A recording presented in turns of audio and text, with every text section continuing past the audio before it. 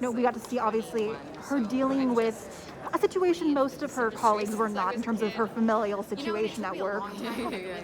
How do you think that has shaped her as a medical professional going forward? Somebody just gave me a bracelet that says Nepo Baby on it, which I loved.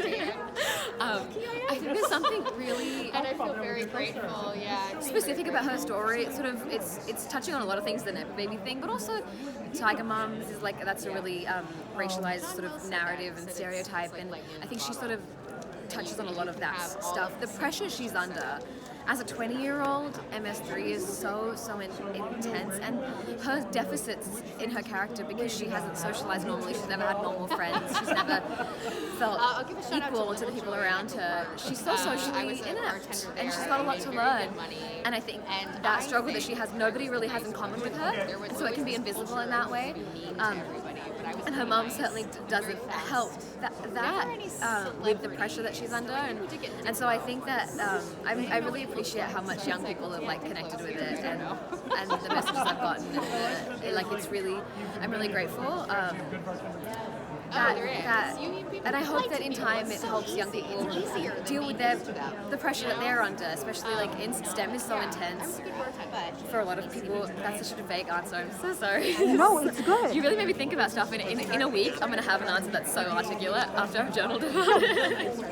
That's a fantastic answer. And one of the interesting things is obviously you're part of a large ensemble, and there's only so much you can do, or that could be written in the script every single week for your character. I'm curious, what is something that you infused because of the way you saw her that you were surprised the audience picked up on? Oh God, so much. There's just like edits online where like people have like put captions to your thoughts, and they're all so bang on the money, and it's like so exciting to be seen like that, and for people to have connected with the work like that. It's funny, I didn't know that there was a romance plot for Javadi. I didn't know Mateo's character existed until I got on the ground and I saw Jalen. Like nobody, I had no idea, and so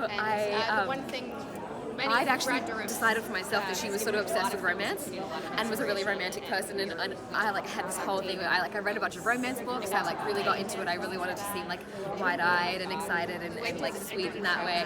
And then they told me Mateo was like, that's my arc for the season. And I was like, I called it. It was so exciting.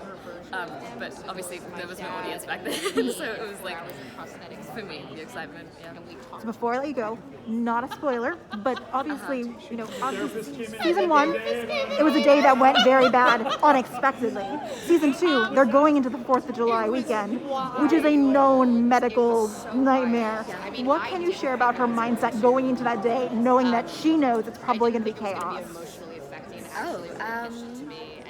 I think you see her at the end of season 1 questioning whether she wants to do medicine. She's never chosen it for herself. She's never really chosen anything for herself.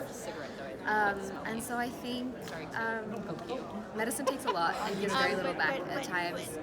It's a really intense job, and the people who work in medicine are heroes, and I think she's not sure if she's a hero or if she's just a girl. And I think we'll see more of that.